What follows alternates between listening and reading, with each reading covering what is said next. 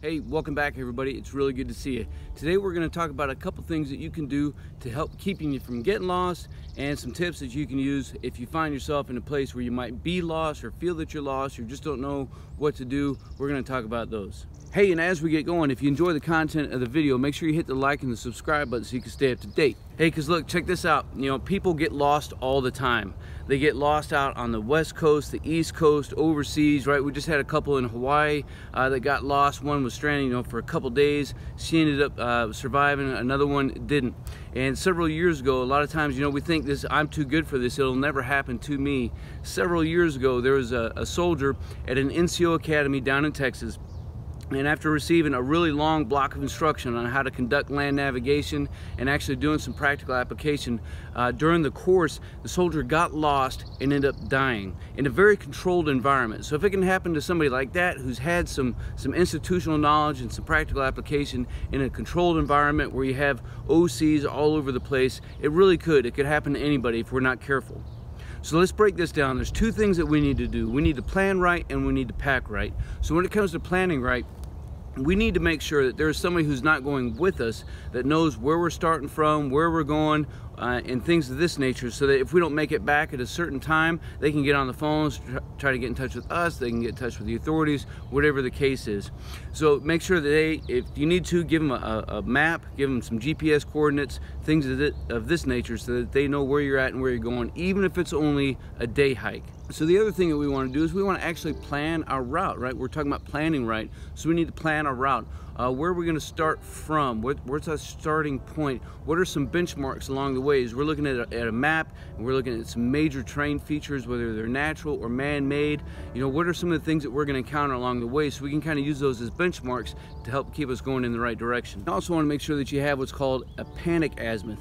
And all a panic azimuth is an azimuth or a bearing that you can take from anywhere that you are along the route, and you know that if I just keep moving at 33 degrees or 174 degrees, I'm going to cross a known linear feature that I can see on the map, and I'm going to know it when I cross it.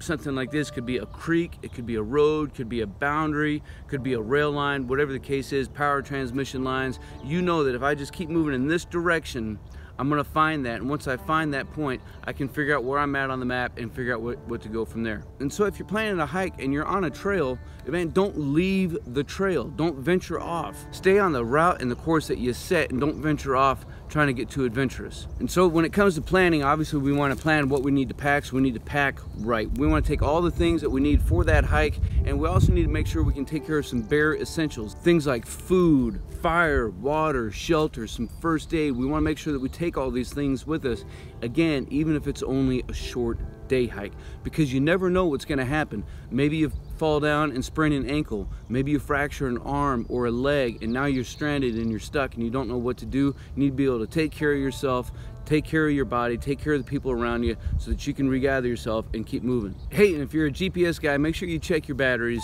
and don't assume that the batteries are going to last. So pack some extra ones, but if you do, make sure you tape those batteries together so that the ends don't touch, and then they'll end up draining on you. When it comes to packing, man, I highly recommend putting everything that you have in that pack in a waterproof bag. It does a couple things for you. One, it organizes everything you have in your bag. Number two, obviously, it keeps the rain from getting in and soaking it or destroying what you have.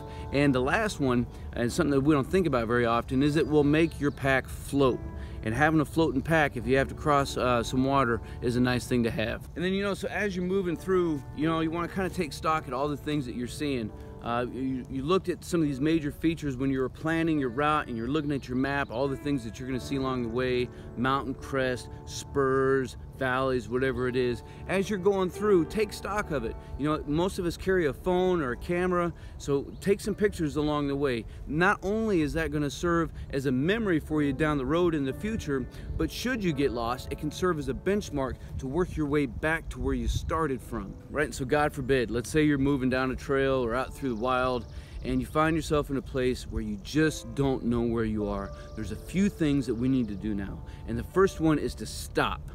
Stop. So you want to stop where you are, and you just want to take a break, man.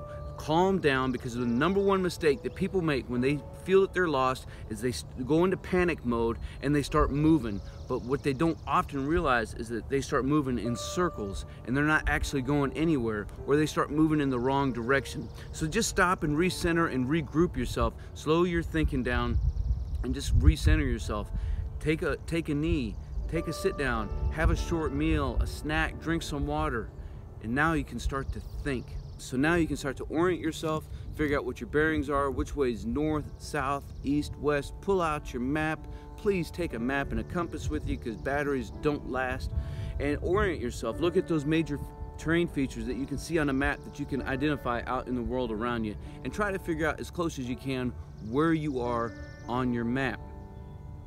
Once you know where you are on a map, you can kind of determine what you need to do to get back to a known point, get back to the trail, get back to the car, whatever it is. And so if you need to, just start to retrace your steps, right? You're taking a break, you're drinking some tea or some coffee, water, whatever it is, you got something cooking on the fire, just start to retrace your steps. Again, man, this is nothing that you need to fix right now. Take some time and figure out where you are. Retrace your steps, go back through your phone or your camera, look at those photos, look at the drawings that you may have taken, and figure out what are some things that, should you work your way back to, you can kind of figure out and retrace your steps and figure out how to get back home. And so if you have a compass, don't forget what your panic azimuth was, because you know that no matter where you are out in the world around you, that if you just take that bearing, it's going to take you back to that road, it's going to take you back to the major trail, it's going to take you back to the stream or this railroad or the power transmission lines, whatever it is. Speaking of streams, and mountains and things of this nature, I'm sure as you're looking at your route, and you need to look at your route prior to, and look at all the water sources that are moving out and trickling down through where you're going to be going. Because most of the time, most of your water sources are going to predominantly move in a general direction. Maybe they're moving from north to south. Maybe they're moving from east to west, or west to east, whatever the case is. Just make sure you understand which way these water sources are predominantly moving. Look at all the major terrain features. Look at those ridge lines, because again, like our water sources, our ridge lines are predominantly going to be moving in a direction. And so of course you'll have some smaller and minor ridge lines that are going to come down off the main ridge line, but if you understand how the terrain is actually oriented and which direction things are just naturally moving out in the world around you, again, you can help figure out what direction is north and where you're at. Speaking of things like water, of course, typically all of our civilization is formed around water. Like 99% of it is near a water source. So if you have to, you can follow a water source to find a larger body of water. But obviously you need to be careful, because critters like water too. Things like bears and mountain lions, things that will eat you. And so once you've kind of taken stock and you know where you're at in the world around you, take a look at the time of day. How much daylight do you have left? Because the last thing that you want to do is get lost at night. So if you need to, man, just set up camp right where you're at, because this will do a couple things for you. You don't want to expend too much energy in this phase of what you're going through. So take a break, take an extended break if you need to. Set up camp, put out a shelter, make a good solid meal, get some calories back into you, start hydrating now.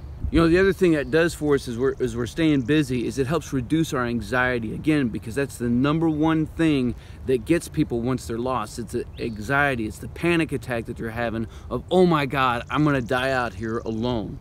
So just go ahead and set up camp, having a good extended meal, get some calories in you, drink some water, continue to assess your situation and figure out where you need to go and when you need to go. And so a couple other things that I really want you to consider. Number one, you need to stay hydrated and keep your calorie intake as high as you can, because you're going to be expending energy, especially if you have to start bushwhacking through some of this stuff and you're not on a trail. You're really going to be expending more energy. So stay hydrated, get some calories in you. Also, so take a siesta. It's okay to take a break during the day. When we start moving in the heat of the day and the sun's beating down overhead, we're sweating a lot more and we start expending more calories and more energy than we really need to. So take a break, it's all good.